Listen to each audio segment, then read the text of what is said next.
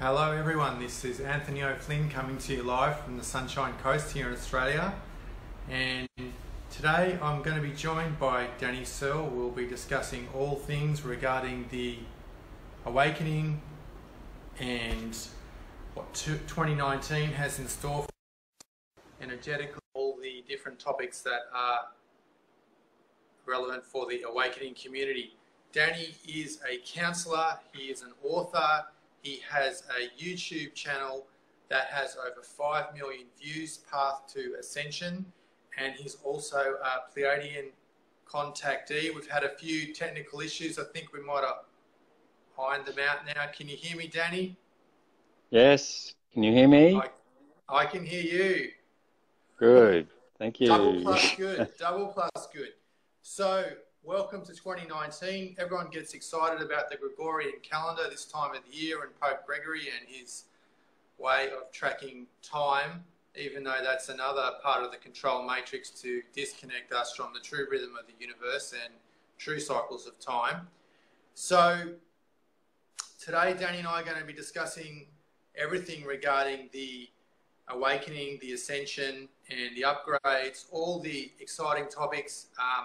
Just to kick off, I'd like to share that even this week there's been some very powerful activations on both Ajna and Vishuddha chakras, the third eye and the throat chakra. Earlier in the week, extremely strong activation, and particularly with the spokes on the right side, the ones pointing down, very, very powerfully activated. So it's an interesting start to the new year. And how are things traveling at your end, Danny? You're based in Brisbane. What's your take on what's happening right now as far as the energetic forecast for the year ahead? Okay, well, yeah, it's already been very busy for now. But as you're aware, I have been discussing, the alien disclosure, which was coming for 2019. And if a lot of people know that, President Trump at the end of 2018 started up what was called Space Force, which sort of took everyone by surprise. I was thinking, oh, what's all that about? But if you understand about the alien disclosure coming in 2019, it makes perfect sense. And then just yesterday, a news article came out, which is sort of on the internet now if you have a search. A Democratic 2017, his name is Harry Reid. And he was quite a conservative guy, and he's now come out basically trying to get current senators and people who are in government at the moment to get behind a UFO investigation. And specifically what he's concentrating on, he wants to pass laws that allow military people, law enforcement, anyone like that sees a UFO, spots a UFO, that they're allowed to report it and it will be taken seriously. And he wants to pour serious money into the UFO investigation area.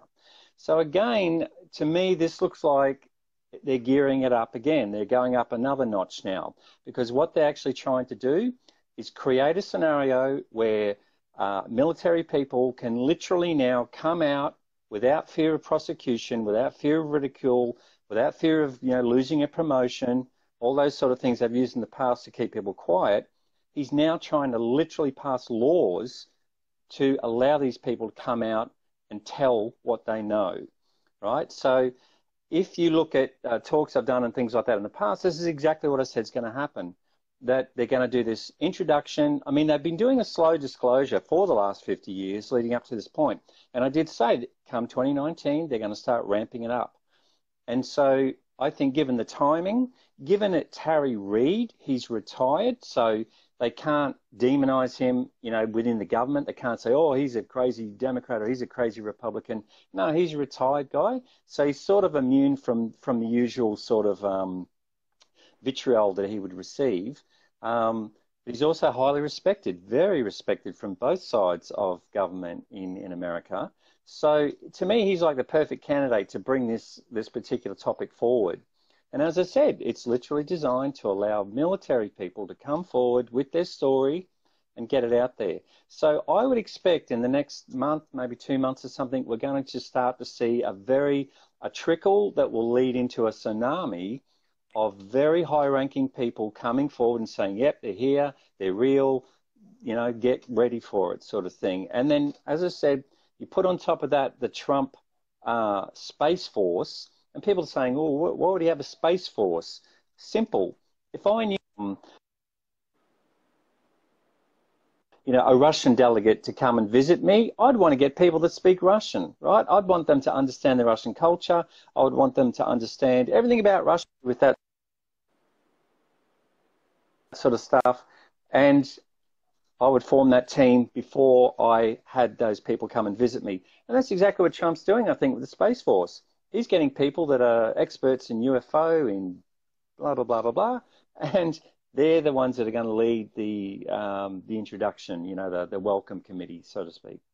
So that's, well, you know, that's what's going on. There's long been a theory that in terms of disclosure, that it won't happen via the central corridors of power, i.e. by Congress or by the president, that there will be a method where there will be an attempt to create official disclosure through sort of side avenues, through other groups or organisations that are connected to the powers that be, but will basically give the genuine green light for authority. And is that for disclosure? Is that what you think is happening here? This is actually going full steam ahead? Yeah. The aliens, whatever you want to call them, they're not going to land on the White House lawn. They're not going to do that, right? They're going to go out to the people. But at some point, the press is going to be calling on President Trump and, you know, all the other leaders of the world, and they're going to say, hey, what's going on here? We've got these, you know, UFOs landing all over the place and talking to people. What are you doing about it? So he doesn't want to look like an idiot. None of them do. So they're all going to go, well, actually, yeah, we've been monitoring it. We know what's going on, you know, but we're leaving it up to the aliens. When they want to talk to us, we're here. We're ready for them, sort of thing. But yeah, they're not going to initially contact government officials, right? Because that's just crazy. That really is from their point of view. They're going to come to the people. And then you say, well, which people? It's the people that resonate at the highest frequency, right? So you don't have to be a PhD. You don't have to be a scholar or an expert in UFOs or anything like that. You have to be a person that lives from the heart, that has a good intent, and that's, you know, vibrating at a certain frequency, the love frequency, in fact, right? That's what you've got to have. So it doesn't matter if you're just a simple housewife or you're a janitor, you know, it doesn't matter. What matters is the frequency that you vibrate at, and that's what's going to attract them to you, because they know that they can communicate with you. They know that you're the real deal, right? And that's what they're after. They're after the real deal. They want the real humans. They don't want these fake narcissists. You know, who would want that? So they don't want that. So yeah, it's the little people, so to speak, that they're going to contact first. So you have some, in the context of this discussion, some prophecy that you feel is coming to a conclusion this year with the peaceful progress of humanity in the bigger picture, in the sense that we haven't actually blown ourselves up yet. How do you give some comments to that so people can understand what your understanding is there in terms of even going back to the Cuban Missile Crisis, the brinkmanship there in the 60s, and how this was averted and how this cycle is ending, according to your understanding, this year, and we are then basically past this cosmic test at a planetary level? Yeah, well, it all started actually when they were first testing nuclear bombs in the 1940s. When they started blowing them up, because when you blow up a nuclear bomb on the third dimension, where we are now, it actually ripples through the fourth dimension, right? And there's beings that live on the fourth dimension. So suddenly their world was being decimated. And so there's a galactic federation, for use of a better term. That's not the term they use. That's the term I use, okay? It's just for ease. So they heard about this because all these beings from the fourth dimension went there and complaining, screaming, saying, hey, what's going on? What's going on? Do something. So they send a team out here to investigate. They sent 12 craft. One of the crafts, or two of the crafts, actually crashed at Roswell. That's what the Roswell crashes are. The other 10 were later spotted by the guy Arnold, who described them as flying saucers skipping across the sky. And that was the beginning of the real modern era UFO phenomenon. And that's when the Americans started monitoring them, and Russians as well. So then we jump forward 20 odd years. they're blowing up these bombs all over the place. Bikini Atoll, in the Pacific, and places where they're testing in Maralinga in Australia. So it's out of control as far as the aliens are concerned. So then they ended up, they were just going to let us blow ourselves up. And then Lord Sananda, who was the first ascended master, so he had Christ consciousness. He wasn't Christ, but he had Christ consciousness. He was our first official, ascended master. And he was on this council. He said, hey, look, let me go and just talk to him and let's see if we can figure something out. So he comes down with 2 non-human alien beings with him. He holds, and this is the middle of the Cuban Missile Crisis. So we are on the brink of World War III, literally on the brink. And within 24 hours, he had a meeting with Kennedy and Robert Kennedy, his brother. And then he had a separate meeting with Khrushchev. And then later he got them all together in Mount Shasta, in India, where they got like a secret base there in the middle of the mountain. And they had that meeting. And then 24 hours after that, Khrushchev and Kennedy are best friends, and they call it off, and Khrushchev turns the boats around, and, what's his name? Kennedy pulls the missiles out of Turkey, and everyone's happy again. Because what was said at that meeting was, we're giving you 50 years to prove to us that you're mature enough to be part of our club, basically, to join the gang, to join the Galactic Federation. Because we weren't meant to be in that group for at least 150, maybe to 160 years in the future. By then we would have sorted out all these petty differences and things like that, evolved spiritually enough to be able to be in that gang. But then because of this event, they sort of said, all right, we'll bring it forward, but you've got to prove to us that you're worthy, basically. So they gave us a 50-year deal. They said, if you don't blow yourself up within 50 years, we'll let you into the gang. So 50 years comes up this year, 2019. But as I've said over and over, it's not going to be like, January 1, they're all going to show up and, hey, presto. It's not like that at all. They're going to come, like I said before, trickle through, and then more and more and more and more and more. So we're going to see this build-up. The powers that be have been trying to disclose this information for the last 50 years. That's why they've had all these movies and TV shows about aliens and Star Trek and all that sort of stuff. Rottenberry was given, he met Sananda, right? He literally met Sananda and his alien buddies, and he was given the story of Star Trek. So if you want to know what to look forward to in the future, it's really like Star Trek, the Star Trek future, where we're going to have humans, on board these intergalactic ships with high technology, exploring the universe, and doing stuff like that. And on Earth, we're going to have access to free energy technology, healing technology. They're going to be able to clean up the environment. They're going to produce food en masse where there'll be no more scarcity, no more want for anything, no more illness, no more poverty, none of that. So because of that, the powers that be, the deep state, whatever you want to call them, they are doing everything in their power to stop this from happening. Because it means the end of their reign. It means the end of their lifestyle that they understand, that they've enjoyed for a long time. And so they're completely consumed by this fear consciousness. Therefore, like caged animals, they're lashing out now, and they're trying everything in their power to stop it. So that's sort of what we're dealing with at the moment. Where do you see the time frame as far as this? I mean, you talked about disclosure this year. I mean, it's difficult to gauge. A lot of people are saying that the awakening has been postponed because the elite have been so competent at controlling humanity through the various mechanisms at their disposal. Other people are saying it's going to be a couple of decades. How do you see it as far as the bigger picture ahead? I think it's still on track. Look, I hear the same things as well, that, people think it's being postponed. It hasn't been postponed. But it also isn't guaranteed either. It all comes down to human consciousness. That's what's dictating this, human consciousness. If people embrace the positive nature of it, it'll happen. If they embrace fear and fall into that fear-based mentality and buy into the fake news and this and that, it won't happen. But at this stage, like I said to you, 2 key points have happened within months of each other.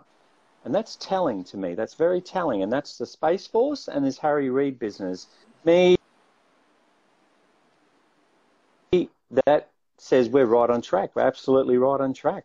And as I said, now I'm expecting now to start to see high-level military people coming forward and saying, you know, it's all real. I'm convinced of that. So, you know, I'm not saying it's going to happen in the next 2 weeks. What I'm saying is let's just be patient. We've waited 50 years, so I'm sure we can wait another 12 months. But certainly I think before 2020, we are going to see some sort of significant event that will be, I believe, the catalyst for a mass awakening. You know, people already are talking about this yellow vest thing going global, and, you know, people waking up, and that they're waking up in a level of frustration, which again is connected to the fear-based mentality, right? I'm not saying it's bad, I'm saying it's good, but we want to wake people up in a positive awakening, right? A love vibration. And what's more positive than to find out that there's life outside the planet, you know, that life exists in the galaxy, intelligent life exists in the galaxy. And so that's the sort of event I'm talking about, where we're going to unite people in a positive way. You know, that's the catalyst of the awakening. And once people realize we're not alone and that these aliens are benevolent and that they could actually help us, suddenly the dark side, you know, the deep state, lose everything, because no one's going to believe them anymore. If they say, oh, if you believe in these aliens, you know, the whole world's going to end and everything, everyone's going to go, no, it's not. Because they'll know within, you know, there won't be a fear. It'll be a positive, happy sort of thing. And I believe it's the end of the deep state. I really do. They're going to fight it. Make no mistakes, they are. But the more they fight it, the more people they wake up against them. It's as simple as that. Yeah, well, that's obviously happening. A lot of the moves they have made on this big chessboard of awakening have actually backfired completely for them, and they have it's had the reverse effect. But at the same time, there's the reverse idea that I think that is necessary to state, that humans and people who are interested in the contact phenomenon, UFOs, all of these topics, usually use the phrase in some way that we're waiting for them. You know, we're waiting for them to land, and we're waiting for them to show up. Where I think it's important to state that the reality is it's the opposite, is that they're waiting for us. Yes, they're waiting indeed. for us to get it together, to realise this unity consciousness, to work together as a species, to promote well-being and harmony for all of us. And this is essentially one of the powerful mechanisms that the elite have, is to continually implement this divide and conquer strategy. Yep. Well, I was going to say before, right? If you invited, let's say you invited guests over for a dinner party, are you going to clean up your house?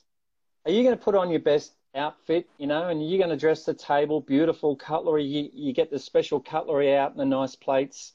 Are you going to do that? Or are you going to have milk crates on the floor, garbage everywhere, and bung McDonald's on the table? No, I think most people would clean up the place, get it all spiffy, looking your best, you know, and go to extra trouble to make a nice meal. That's what we have to do. We have to clean up our house. We have to get ourselves looking good. How do we do that? We do that through meditation, through positive thinking, through loving and embracing each other and not buying into the division. Because what you said, that's exactly what they're doing. Every time you see some event that's dividing people in any community, you know that's an agenda. It's part of an agenda. They're doing that on purpose because they don't want us to embrace each other, right? So that's what we have to do. We've got to get our house in order. We have to put on our best clothes and our best behavior. That is what will bring our guests, because they're guests of ours, right? Yeah, it's something that we need to consider, that this saviour mentality in terms of ETs and superior forms of consciousness, it comes from a place of being disempowered as humans, that we're waiting for someone to rescue us, to save us. And I don't think that is empowering from the journey ahead, that we have the tools that we need to make these changes, to create the conditions. Because people keep looking at the effect. The effect is disclosure or mass landing or mass sightings. Well, mass sightings have already been happening for decades now, if you actually look into it. But the question we need to consider is the cause. And the cause will produce the effect. So if we can understand the cause, then we can create the effect. And that is exactly what you're saying, is that it's basically a game of consciousness at a planetary level. And that's why this critical mass that, I mean, again, it's difficult to evaluate where we are in the curve of awakening, but definitely there's a lot of progress being made. Now, I know that 2018 was a bruising year for a lot of people in different ways. It was, a lot of planets were retrograde. There was a lot of personal challenges, a lot of inner work, a lot of contemplation, reflection, and so on. But I feel that this static or this turbulence is part of the awakening process itself that needs to get us aligned with these higher frequencies. And there's no way of bypassing it, shortcutting it, faking it, or just sort of bluffing your way through this evolution exam. And I'm very hopeful that this year will be a lighter energy, but we're definitely not out of the turbulence yet. How did you see last year in terms of what people struggled with and what their lessons were, and how they can align themselves with the higher frequencies as we move forward? Right. Well, how I describe it is last year was labour pain. You got a pregnant woman. She's in labour, right? Uncomfortable. Can go for 12 hours. Not good. Awful. Now we're in the birthing process, right? Now we've gone through the labour. Now the baby's head's starting to come out, but it's still awful. It's still painful. But you ask any mother in the world at the end of that birthing process, when they have that child on their breast and they're relaxed, they'll tell you it's the most beautiful feeling in the world, right? It's just absolutely, and it's a miracle. Like having a child just appear is a miracle. And if you say to them, was it worth it? Was all that pain that you went through, was it worth it? And they'll go, absolutely it was. Yeah, absolutely it was. And that's what we're going through now. So we've had the labour pain. Now we're going through the birthing process. So it's still going to be painful, but what we can look forward to, and I would say 2020, that's when we're going to have the baby on our breast, right? That's when we're going to have that sigh of relief that, oh, it's all over now. It's all, we've done it, you know. That's honestly the way I see it at the moment. So what advice would you give to people who had come through 2018 a bit shell-shocked, a bit, you know, concerned about their inner journey ahead, who may not really be aware of a lot of these issues and are just starting out? Because, you know, we have a lot of mental health problems, you know, as you know, here in Australia and worldwide. What sort of tips would you give to people to help them sort of harmonise their inner being to deal with these waves of change? Because the waves of change that people are experiencing are actually pushing them into this higher state. It's just that it's like cleaning a pot that's really dirty. It's got to get sort of more messy in the sink before it's clean and so on. So what advice would you give people? Yeah, well, sticking with the baby analogy, I would just simply say that for the first 9 months, right, when you're in the womb, you trusted in God or spirit, whatever you want to call it, the source. You trusted in God, right? So why do you think for 1 minute when you're born, God stops looking after you? Do you understand? It all comes back to faith and trust. Trust holds hands with love. It's as simple as that, right?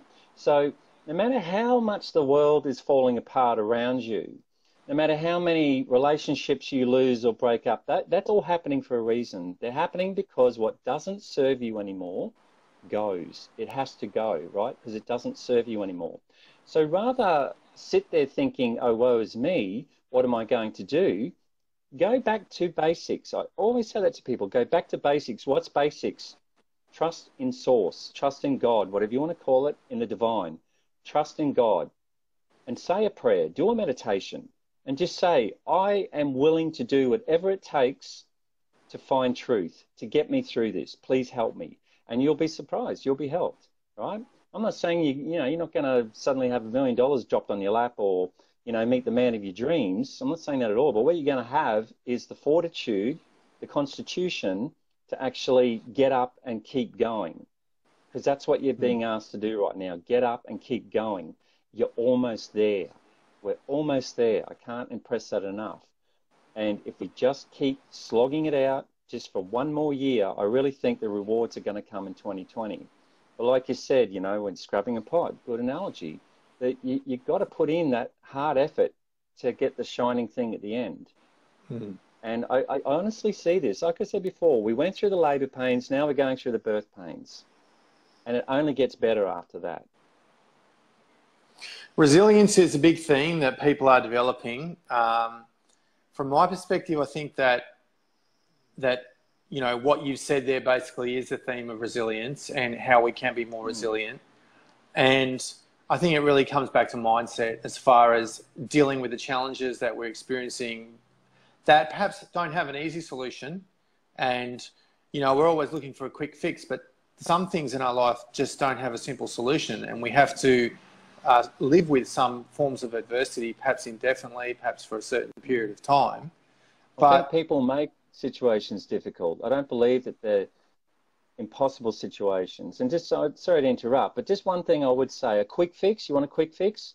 Go into the forest and sit under a tree. Or go onto a private beach, you know, a lonely beach, and just sit there with the ocean. Just be in nature for 20, 30 minutes. All of a sudden, all your big issues turn into little issues of insignificance because you're not concentrating on anymore, right? So, sorry. Yeah, that's what I was going to say, is that ultimately it's how we relate to those challenges that really gives us the perspective on things. And the more we ruminate and dwell and try to solve these problems and think, often we magnify them. And so it's our relationship with the problems that really is our ability that we can actually control. And also this practice of mindfulness, of being in this state of presence, which I find is perhaps one of the most powerful. Definitely something that we should all be aware of, that ultimately we're not our thoughts, and that thoughts are, you know, not to take them so seriously.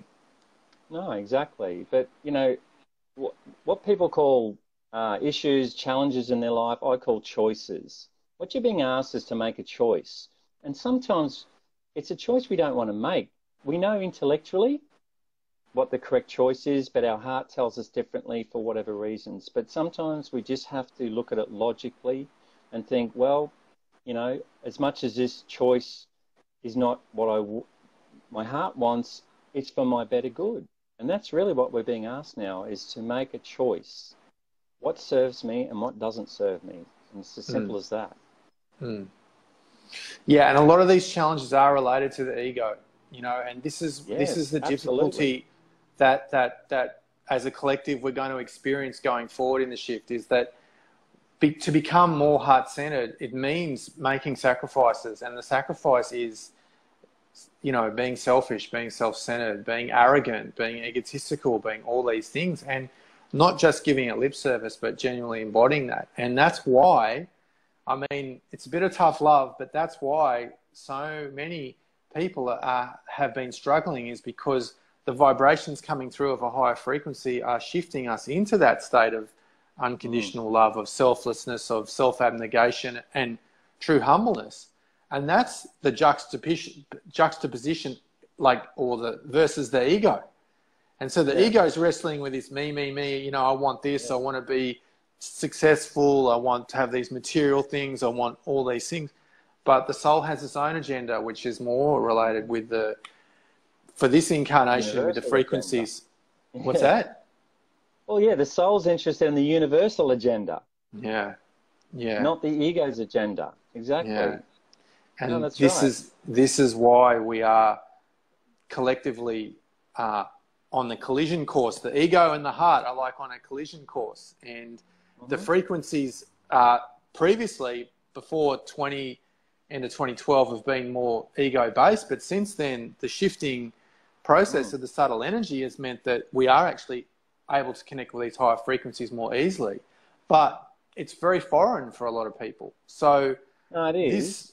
But what they have to remember is that if you've got challenges in your life or you've got obstacles in your life, that's because you're imposing your will, i.e. ego, over the will of the universe. It's as simple as that. And when I say the universe, I mean your higher self, right? Your grand plan for your soul. If you are in sync with your higher self, life is smooth. Life just flows. It does. But if you try and impose your will, and that's what you were just talking about before, in the past, people were imposing their will and getting away with it. Now you can't get away with it, right? Because we're moving into Ascension, and Ascension says you can't have ego, you can't have negative vibration. You can only get to that high vibration, through the love frequency, right? So that's why people are having challenges and stuff in their life at the moment. It's the ego, like a spoilt child, screaming in the back seat having a tantrum, and they're responding to it, right? So just don't respond to it. Don't acknowledge it. Don't give it power. So the DNA upgrades that are occurring, what's your take on that? Well, I started taking screen captures and I gave up right on my phone. Every time I looked at my phone and it was 10, 10, 11, 11, 12, 12, I had something like 400 days in a row. And it's not that I sit there waiting for my phone, clock to change. I don't. I just happen to glance at it. Oh, look, there it is again. There it is again. There it is again. So I found just in my own life that there's been a really big increase of seeing the 11, 11s, 12, 12s, the double numbers. And what we know about those double numbers is that's when it's a download or a DNA upgrade. That's what it is, right? They're changing your DNA. So a lot of people at the moment are experiencing health issues, right? Because their physical body is breaking down, literally breaking down because your DNA has changed, right? So it can happen in a negative way, right? You can have chromosomal damage and you'll get really sick, right? The syndromes and things like that. This is similar. It is a DNA chromosomal change, but it's not a negative one. It's simply that your body is changing to live in a different environment, right? So it's like, a fish that lived in the water all its life and now it's being asked to live on the land. It has to grow lungs. It can't use gills anymore. And so when you're in that halfway period, you're half in the water, half out of the water, you've sort of still got your gills, but you're developing lungs. That's where we're sort of at the moment, right? That's what part of this DNA upgrade is all about. The DNA upgrade will be completed or final later on, not in the immediate future. But just to explain to people, that's why you're experiencing what I call Ascension symptoms. If you have a look on my website, I made a video, YouTube, I made a video about Ascension symptoms that are so common because I speak to people all over the world from all different cultures and languages. They all describe to me exactly the same things. A lot of it's got to do with fatigue, aching joints, flu-like symptoms, headaches, all sorts of things.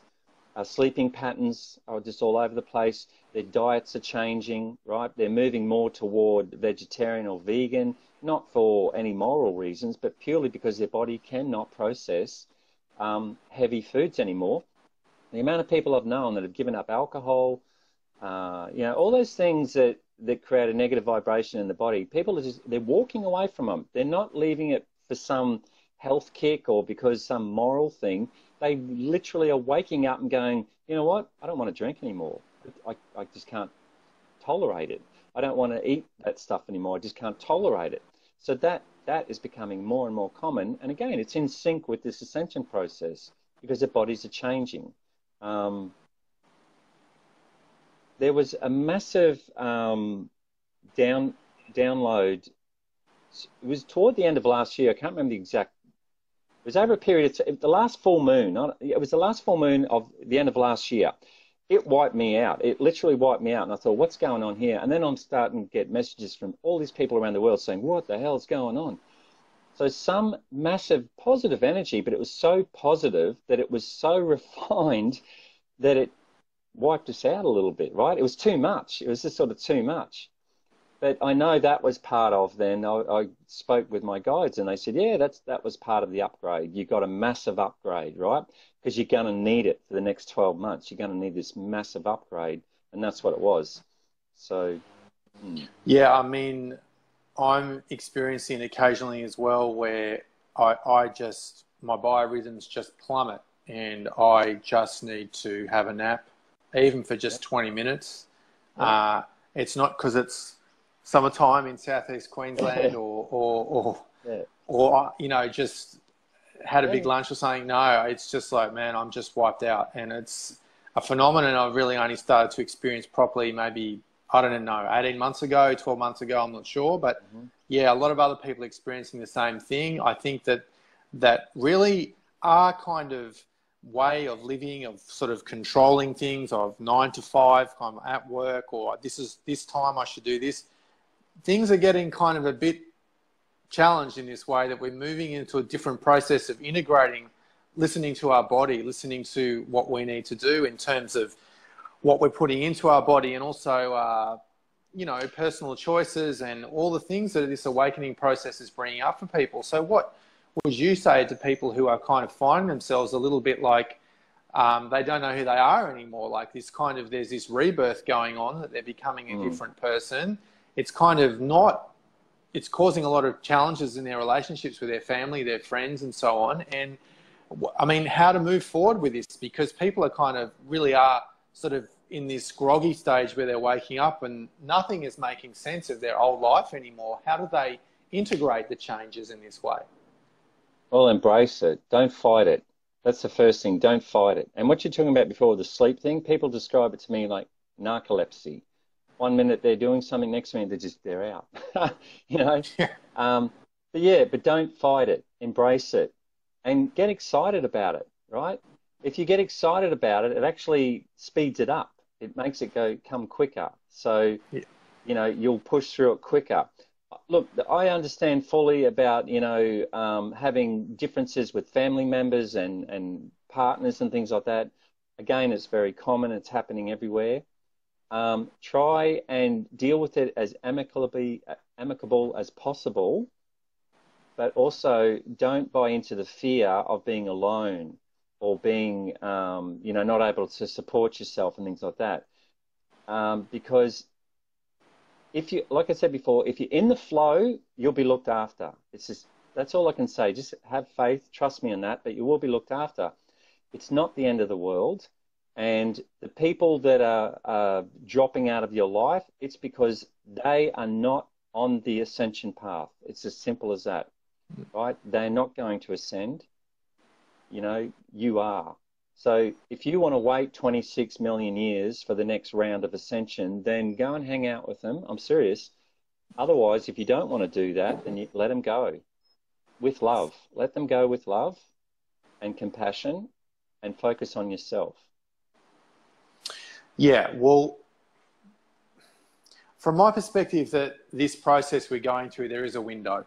It's a window with considerable longevity in terms of even 1 to 2 decades. So, you know, it's not as if that people need to rush into these things if it doesn't integrate with their own true inner alignment. Because if it's sort of forced, then there won't be harmony. I mean, there may be people that make sort of fast decisions about things with diet or lifestyle or friendships, relationships, whatever, but not to kind of make these decisions out of fear of missing out on, you know, this FOMO type thing. Oh, yeah. But to listen to the inner calling, you know, because I feel that when this starts to unfold, there will be, at least as I feel today, there will be a certain amount of hysteria that, hang on, the whole idea of being successful, having a career, having a big house, having a car, I've been playing the wrong game for X number of years. Now I need to learn to play the right game, which is like the real process of incarnation and the real function of what this life is about. And how do I integrate that? I mean, that's something that I anticipate will be quite significant. Yeah. First of all, I didn't mean to say to people, oh, you know, if you don't do it now, you're going to miss out. The window that you're talking about is actually going to be open for 120 years-ish, right? Because we're moving into the golden age, essentially, of Aquarius, and that doesn't even peak for 120 years. So that window is going to be open for a long time. But humans, currently don't live that long, right? That's why I'm saying get yourself right now.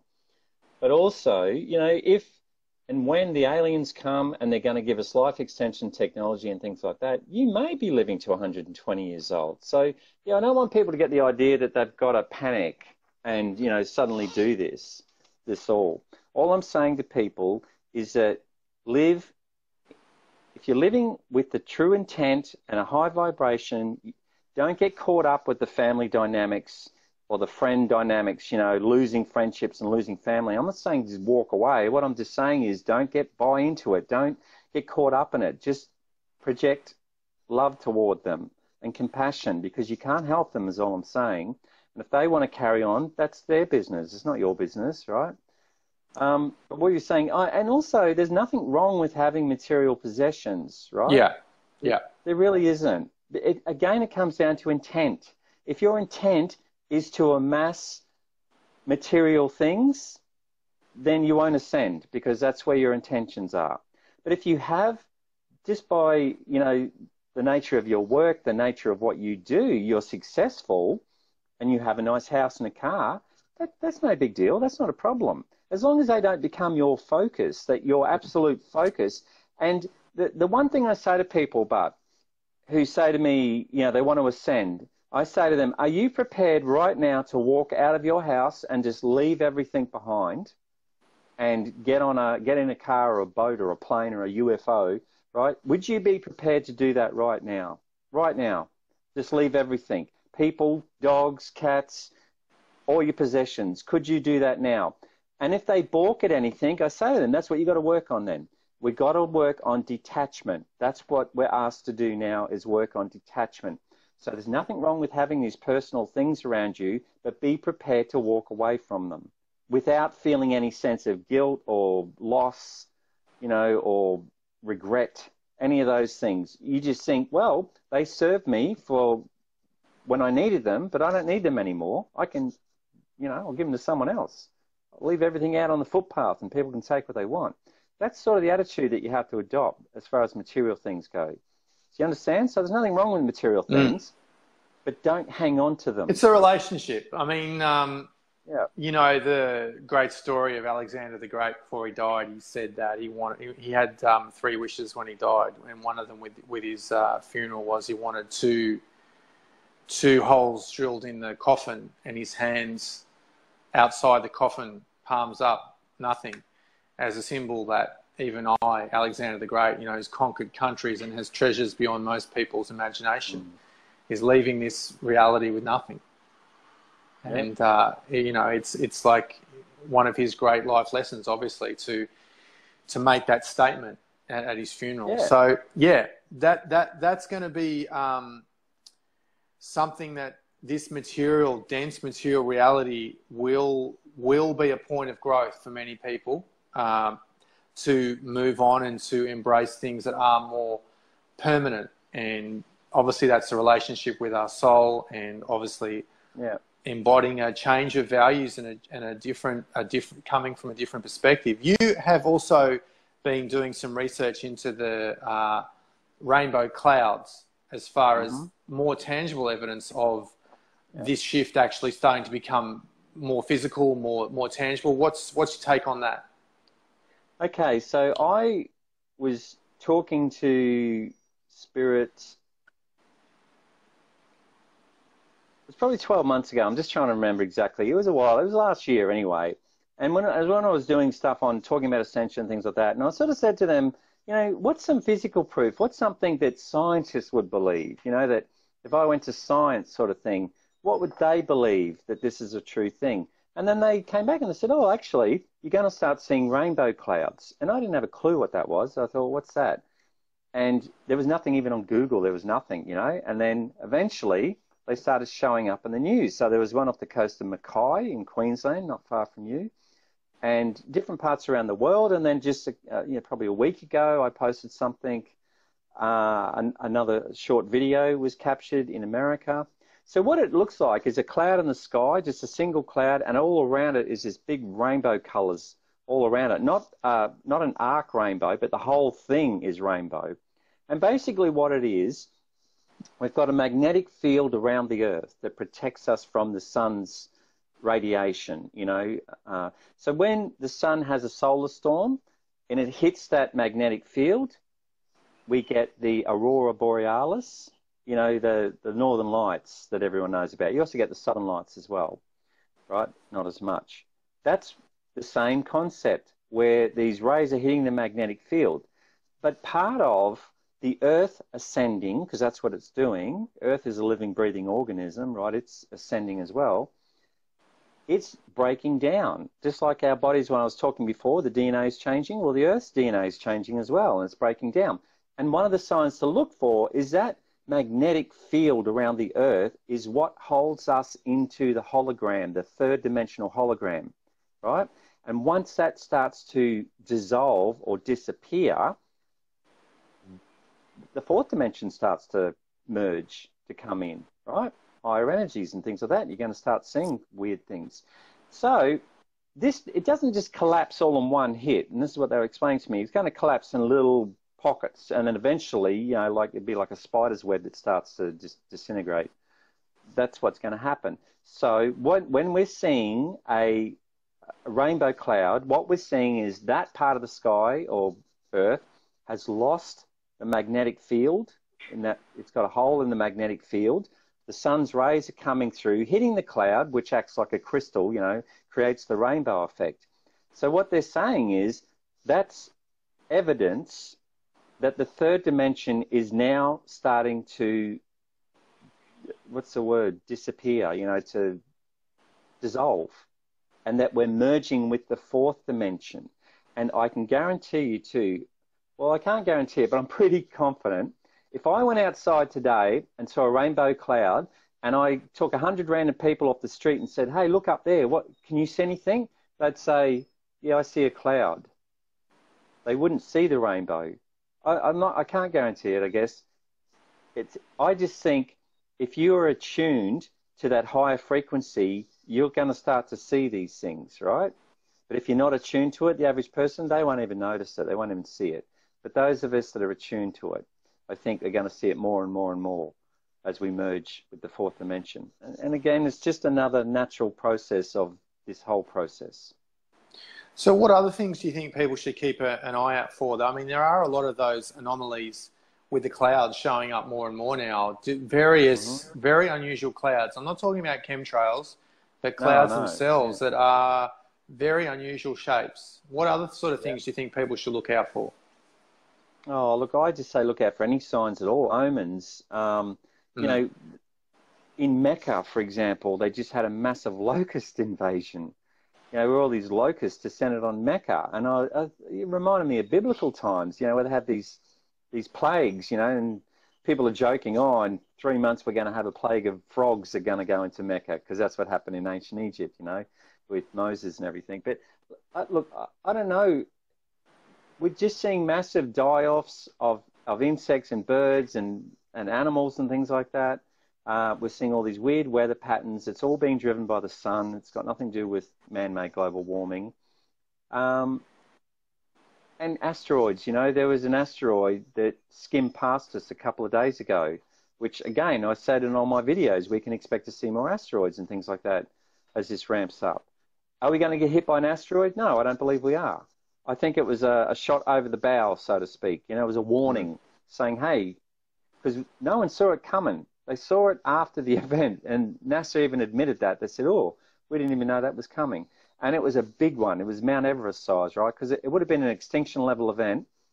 It came within 19,000 kilometers. Kilometers, right? 19,000 kilometers. That's closer than the moon, right? That's close. And this was a whopping big thing. And they didn't even see it coming. And that's why I think it was actually, like I said, it was a warning shot. Get your stuff together. Stop mucking around. You know, get good with God, so to speak, you know, as the Christians would say. Yeah. And what about the other earth changes? I mean, we saw a lot of volcanoes last year, earthquakes. This year. This year, Alaska's had 81 in the last 2 weeks. Is that right? Yeah, that's right. All of it has got to do, what I keep saying, whenever the humans are becoming divided, and we're seeing it in America, we're seeing it in Europe, we're seeing it in Australia, you know, with different political agendas and events that are going on. The more division we see, the volcanoes and earthquakes go up. The more calmness we have, they go down.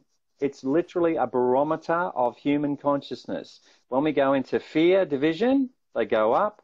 When we're down in, you know, calm and harmonious, they go down. That's what it is. Mm. Well, that appears to be, yeah, that appears to be one of the elite's mastermind strokes, is to really keep the people divided on social issues, religious issues, political issues. Meanwhile, we're all just getting played while they are just like controlling everything in the background, and really have to sort of consider at a deeper level people wanting to have a deeper harmony, better integration, more peace on this planet, personally, collectively. Who it really is the real enemy? I mean, when you really think about when you are being manipulated through the mainstream media, look at it from a more objective place of what is this organization, this corporation, whatever it is, what are they trying to get me to think? And when we actually come from that place, we start to see their agenda more clearly, more lucidly, because we can see that there is this propaganda, there is this agenda to keep our belief systems monitored and controlled and structured in a way that conforms with how they want us to perceive reality, not reality itself. Look, it is. I don't perceive them as the enemy. I don't. I see them as another form of consciousness. Like, you know, I talk about soul ages and things like that. They're seventh level young souls is what they are. What young souls try and do is make you be me. That's what they want. They want you to be me. They want you to act like I act. You know, they want you to act as I tell you to act. And that's what they're all about. But they're all part of this paradigm, this dichotomy of the third dimension. And what's interesting, but they only get away with what we allow them to get away with. Do you understand? It's human choice. There's more of us than there is of them. Someone once calculated, John Coleman, I think it was, you know, there's probably, say, 3,000 of these goons, whatever you want to call them, that really run the world, right? And there's 7 billion of us. All it would take is one shift in consciousness where we could stop them, overpower them, whatever you want to call it, and change it. We could change it overnight. It's not hard. But for whatever reason, we choose not to. We let them get away with it, right? So they only do what we allow them to do. So as far as their agenda goes, but they're just trying to control us. They just want to control us, that's all. It's part of a narcissistic, you know, it's a psychological thing. They're narcissists, really. Yeah, enemy's not a good word. It's more the control system itself. Agreed on that. It's more the fact that we are being controlled, we are being herded, our consciousness is being manipulated, and largely we're unaware of it. We're unaware of the agenda, which is becoming more and more exposed, you know, in this decade. In the last 5 years, there's been huge breakthroughs. And even in last year, we can see it's getting a lot more momentum to people actually understanding what's really going on. Yeah, and I can tell you now, this year, like in 3 months from now, it's already been announced. Google, Apple, you know, the big tech companies, they've already announced that they're going to start monitoring people's browsing history in real time, right? And they've hired all these fact checkers like Snopes and everything. So, for example, what will happen is you browse the internet and you go to something they consider to be controversial, you know, Alex Jones, right? They don't like Alex Jones. And so you go to an Alex Jones thing, you'll have a little thing pop up saying, oh, this is fake news. You know, we really recommend you don't look at that. And then if you ignore that, then it'll come up and it'll say, you know, we're blocking you from seeing this, right? You're not allowed to see it. Then there'll be no message. It'll just report you back to central database, where next thing you'll probably lose your internet connection or you'll get a knock at the door or something. You know, that's where they're heading. They've announced it. It's not like hearsay. It's not conspiracy. They've literally announced it. And That's what's coming. So all these Alexa things, anything that's connected to the internet, essentially. They also want to shut down online businesses. So people, that have used the internet as an online business, the internet originally was designed to be a control system. But what happened, it was like the genie was out of the bottle and they couldn't put it back in.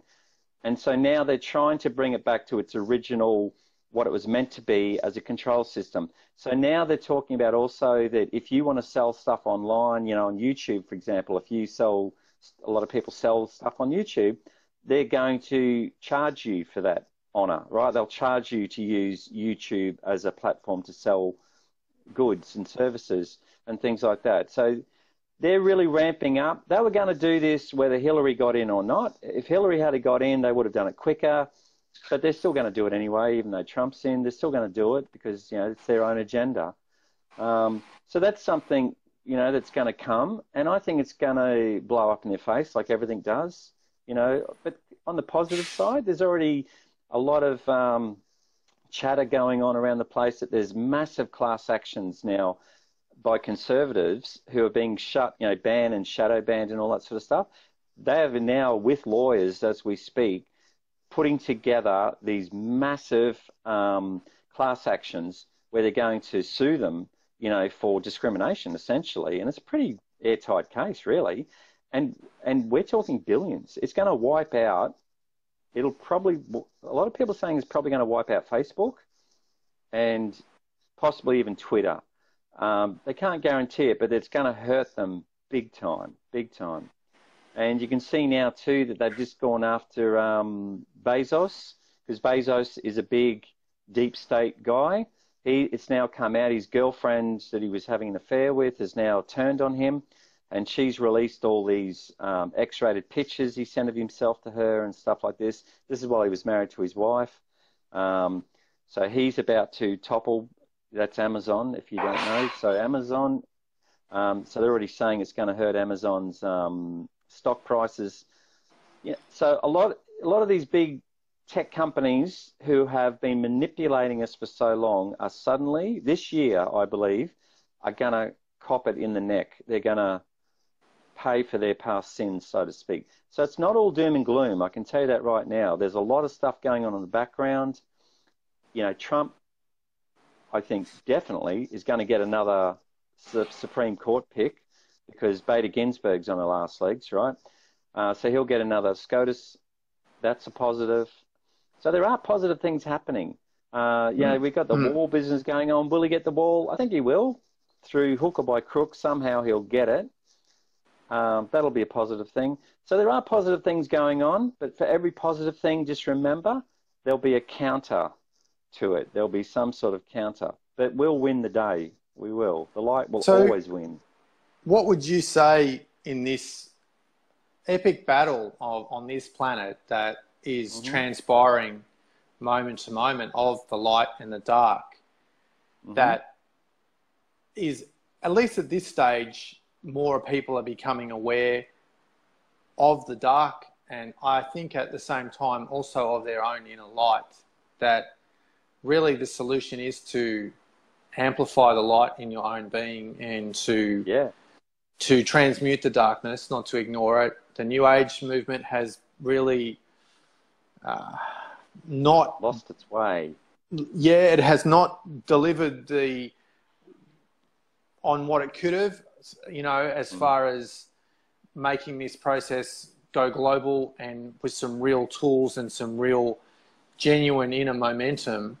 How do you see the way forward now? Because there is this new paradigm movement that it's a lot of different subcultures, sub-movements, but ultimately in this new paradigm movement, how do you see the way forward for us to amplify our light individually and collectively and to transmute the darkness so that we can really give birth to the new paradigm?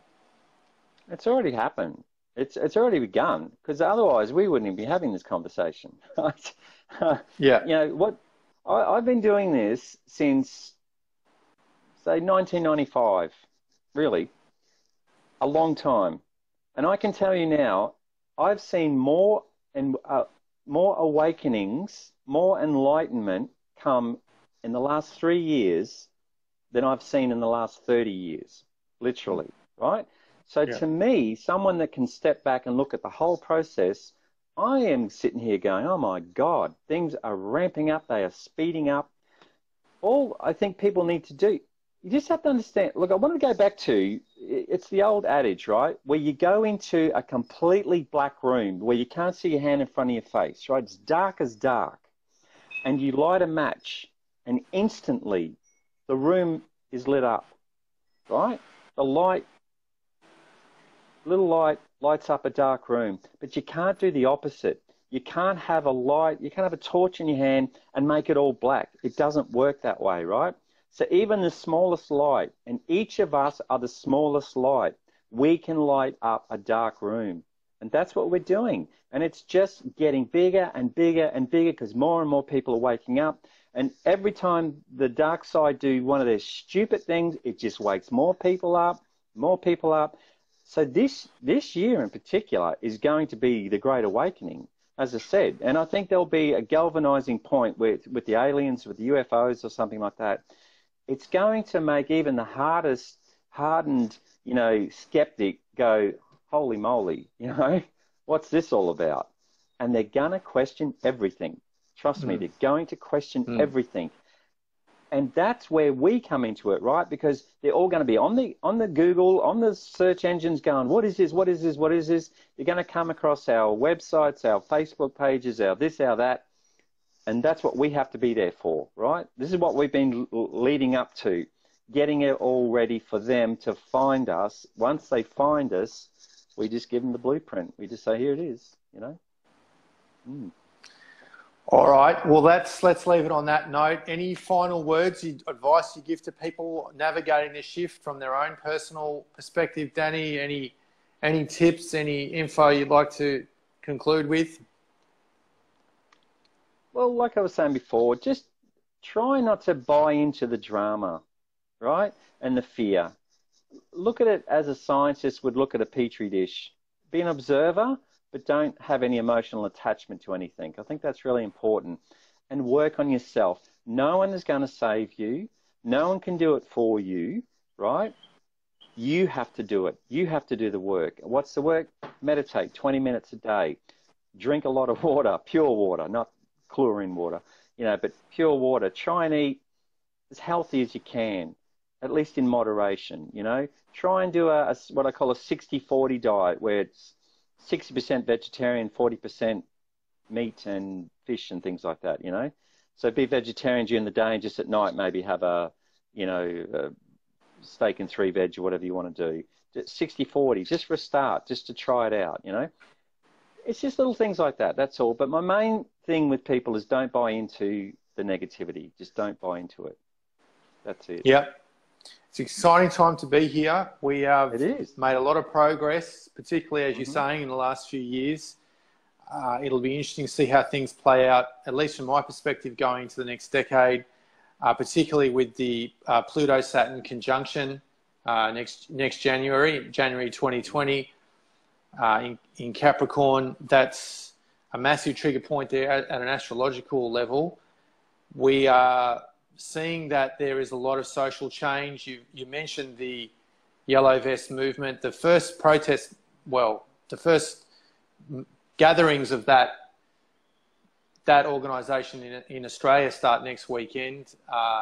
That could be the watershed moment as far as people finding the common ground, and let's focus on things we agree on. You're not going to find anybody that you agree everything with on every topic in this process. It's really that simple. And what I've found is that people are too willing to focus on the things that they don't agree on with someone rather than things they do agree on, which perpetuates this division, and allow people their own process of awakening. We've all got our things to work on and purify from in our own evolution.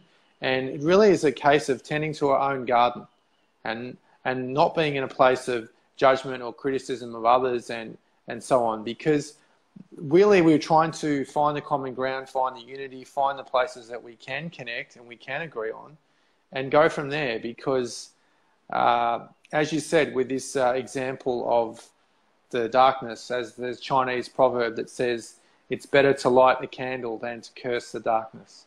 Yeah. So thanks for joining me today, Danny. All the best. Connect with Danny. He's on Facebook and his YouTube channel, Path to Ascension. He really has a great overview of what's happening at a geopolitical level, really keeps up to date with a lot of the ins and outs of the process of the awakening, particularly things with social issues, political issues, and all the things woo-woo as well. And he really has a good overview of what's happening on a day-to-day basis. So look forward to chatting with you again, and wishing everyone a fantastic 2019. It's going to be an interesting year, and let's see what's unfold. But it really is just a case of holding the vision and trust the process. Yeah, so exactly. good luck to all of you. Thanks for joining me today, Danny. And if you're watching this, you are the shift. Yeah, great. Thanks, Anthony. See you, Danny. Bye for now.